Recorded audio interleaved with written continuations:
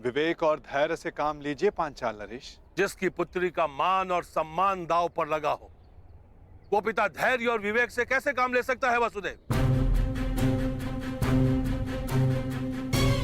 आज आप बीच में नहीं आएंगे वसुदेव। आज पांचाल नरेश द्रुपद पर एक नहीं अपितु 5 ब्रह्म हत्याओं का पाप लगना निश्चित है।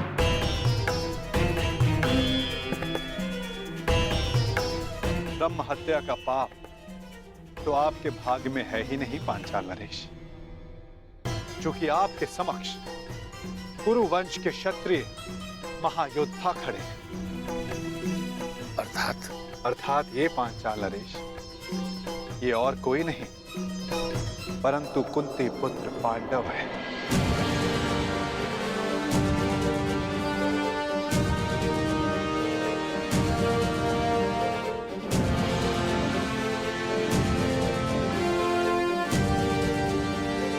जो सबसे आगे खड़े हैं वो धर्मराज युधिष्ठिर है, और जिसने खेल खेल में वृक्ष उठाकर स्वयंवर में विघ्न डालने वालों का संहार किया वो महाबली भीम है। और उनके 2 सहायक नकुल और सहदेव।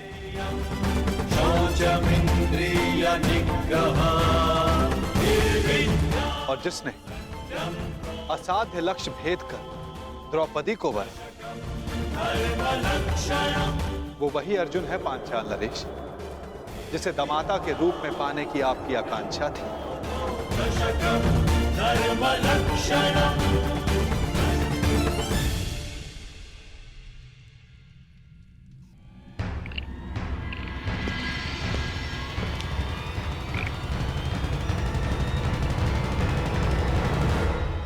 पधारिए अंगराज कर्ण।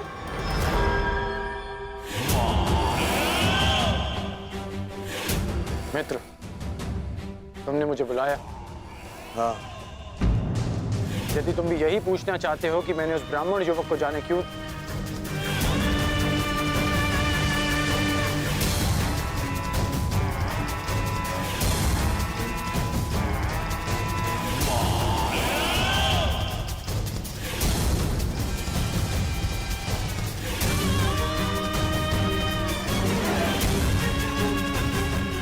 उस ब्राह्मण को छोड़ो मित्र, छोड़ो उस ब्राह्मण को। ऐसा शुभ होने वाला है कि पांचाली स्वयंवर की त्रासदी भूल ही गया हूं मैं आज बहुत प्रसन्न हूं मित्र।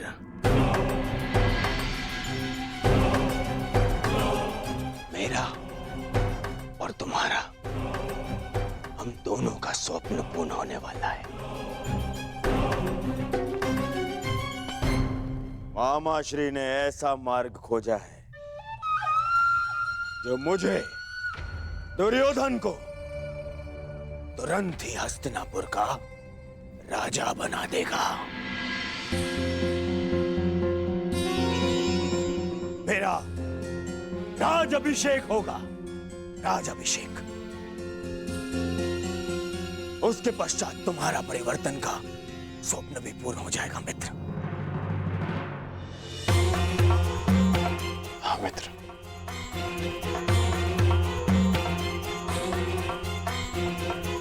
परंतु मैं तुम्हें कुछ बताना चाहता हूं कि मेरे होने वाले सम्राट, अपनी प्रसन्नता अपने मित्र के साथ बाद में बांटना है। पहले अपने पिताश्री से तो मिलकर आओ, वो तुम्हारी कब से प्रतीक्षा कर रहे हैं। मित्र, मैं अभी आता हूं।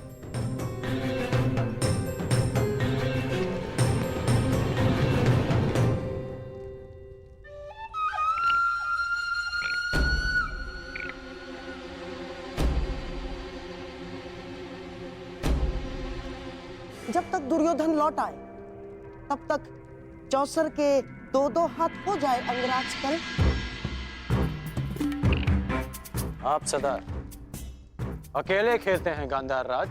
हाँ, अकेला ही खेलता हूं, क्योंकि जो स्वयं के साथ अकेला खेलता है वो दूसरों को अपने खेल का पासा बनाने में सक्षम होता है कर्ण। मैं चौसर की नहीं, उस खेल की बात कर रहा हूं जो आप हस्तिनापुर में खेल रहे हैं। खेल तो तुम भी खेल रहे हो अंगराज कर्ण, जिसका प्रारंभ तुमने पांचाल स्वयंवर के युद्ध में कर दिया है? सत्य और निष्ठा से कोई भी मनुष्य अपने लक्ष्य तक नहीं पहुंच सकता कर्ण ना। और तुम ये मत भूलना कि तुम दुर्योधन की किसी भी परिस्थिति में साथ देने की प्रतिज्ञा से बंधे हुए हो कर्ण। क्या कहना चाहते हैं आप? यही कि तुम और मैं, केवल हम दोनों ही जानते हैं कि पांडव अभी जीवित हैं।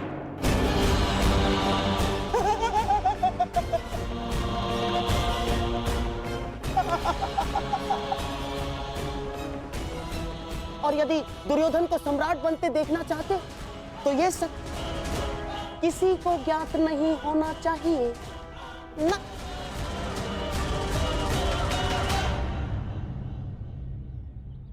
पांचाल नरेश पर ब्रह्म हत्या का दोष नहीं लगेगा, किंतु आप पांचों दोषी।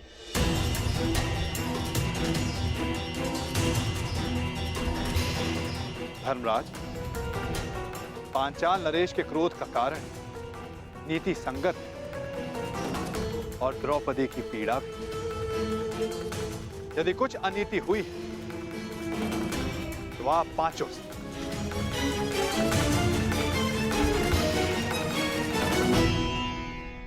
स्त्री कोई वस्तु नहीं जिसे बांट लिया जाए, वो जननी है, वो शक्ति है, वो एक कुल का सम्मान है जिसे बांटा नहीं जा सकता। सर्वप्रथम द्रौपदी को भिक्षा बताना सर्वथा अनुचित था।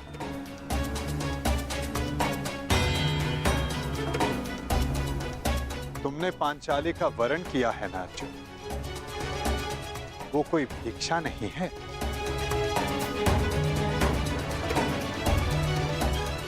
हुआ श्री, वचन सोच समझकर मुख से निकाले जाने चाहिए। अनुचित समय पर निकले अनुचित शब्द ब्रह्मास्त्र से भी अधिक विनाशक सिद्ध होते हैं। माता सदा चाहती है कि उसकी संतान प्रेम से रहे, परंतु बिना परिस्थिति जांचे, बिना परिणाम का आकलन किए कोई निर्णय सुना देना घातक सिद्ध होता है।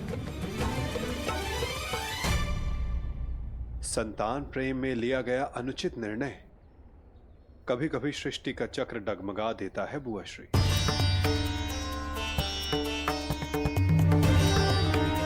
पांडवों से भूल हुई है माना,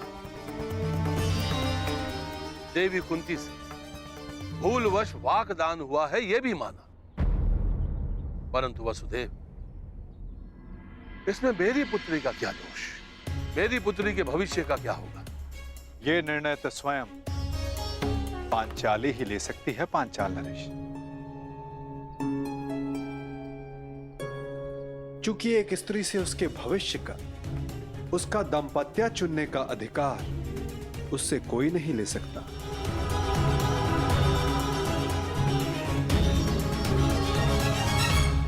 मुझे तुमसे सहानुभूति है सखी, परंतु ये निर्णय तुम्हें स्वयं ही लेना होगा।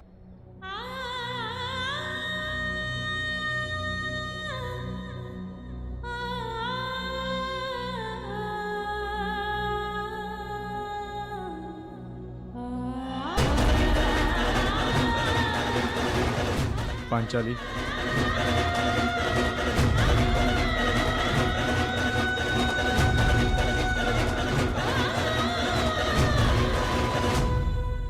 मुझे विश्वास है कर्ण कि तुम ना अपनी प्रतिज्ञा तोड़ोगे और ना ही दुर्योधन का स्वप्न।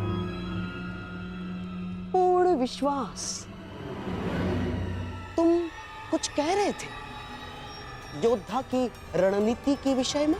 एक सच्चा योद्धा युद्ध नीति का पालन करता है। वो ना कारण किसी से युद्ध करता है और ना किसी का अधिकार छीनता है। परंतु ये बात आप कैसे समझ सकते हैं? क्योंकि हाथों में बांसें रखकर षड्यंत्र रचने वाला एक सच्चे योद्धा का मन नहीं समझ सकता। अब मेरी सुन, राजनीति में सच्चा योद्धा वही है, केवल वही है जो विजयी होना जानता है। वो चाहे धनुष बाण से हो, शस्त्रों के संधान से हो, या चाहे मनुष्य की बुद्धि से हो। तो शकुनी को दुर्बल योद्धा समझने की भूल कभी मत कर बैठना, अंगराज कर्ण। सीधे पांव पारा।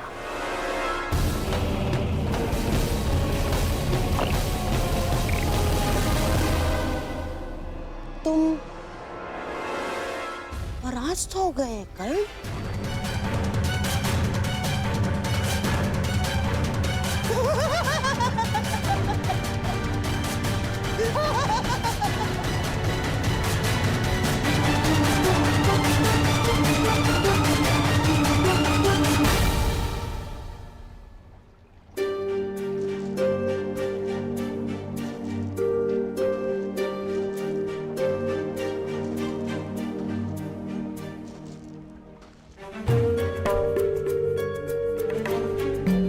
सखी, क्यों? किस लिए सखा? आप तो मेरे सखा हैं और सर्व ज्ञाता भी। क्या यही मेरा प्रारब्ध है? फिर क्यों मुझे इस दुविधा में उलझने दिया आपने? तुम्हारे प्रारब्ध का निर्धारण तुम्हारा चयन करेगा सखी। तो क्या चयन करूं मैं वासुदेव? पिताश्री ने यज्ञ करके एक पुत्री की कामना की थी जो अर्जुन से विवाह कर सके, और मैंने भी अपने प्रथम श्वास से यही अनुभव किया है कि अर्जुन को पाना ही मेरे जीवन का प्रयोजन है, और आपने भी इस प्रयोजन को सिद्ध करने में सहयोग दिया। और अब जब ये प्रयोजन सिद्ध हो गया तो एक नई दुविधा उपस्थित हो गई। एक ऐसे पद पर ला खड़ा किया है आपने, समझ ही नहीं आता कि कौन सा पद स्वीकार करूं। क्या इस दुविधा में पड़े रहना ही मेरे जीवन का प्रारब्ध है? हम सब यात्री हैं सखी, और हर यात्री के मार्ग में कभी ना कभी ऐसे मोड़ आते हैं जब वो संशय में घिर जाता है। उस समय तनिक पीछे हटकर परिणाम और उद्देश्य के विषय में सोचना चाहिए, देखना चाहिए कि किस मार्ग पर क्या मिलने वाला है। तनिक विचार करो सखी, यदि तुम पांचों पांडवों से विवाह करने के लिए हां करती हो तो क्या होगा? इतिहास सदा के लिए मुझे 5 पतियों की पत्नी के रूप में जानेगा।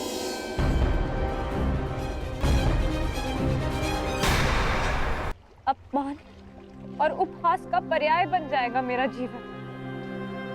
और यदि तुमने केवल अर्जुन से विवाह किया तो शेष 4 संन्यास ले लेंगे और संसार कहेगा कि कुल वधू ने गृह में प्रवेश करते ही कुल को बांट दिया और ये विवाह ही अस्वीकार कर दिया। तो जीवन भर के लिए पिताश्री की दृष्टि झुक जाएगी, उनके मस्तक पर एक कलंक लग जाएगा। प्रत्येक स्थिति में द्रौपदी पर कलंक लगना निश्चित है। क्या करूं मैं? ये प्रश्न स्वयं से पूछो या किसी ने कि द्रौपदी का उद्गम क्या है, उसका उद्देश्य क्या है, उसकी यात्रा, उसका लक्ष्य क्या है। अपने आसपास देखो सखी, इस महासागर को देखो, इन मेघों को देखो, इन वृक्षों को देखो। उत्तर मिलेगा सखी।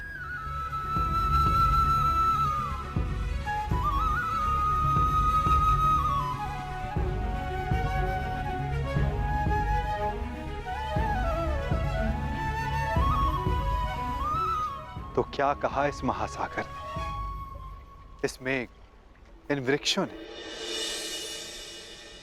यही कि यदि उद्देश्य से हट जाए तो उद्गम भी लांछित होता है।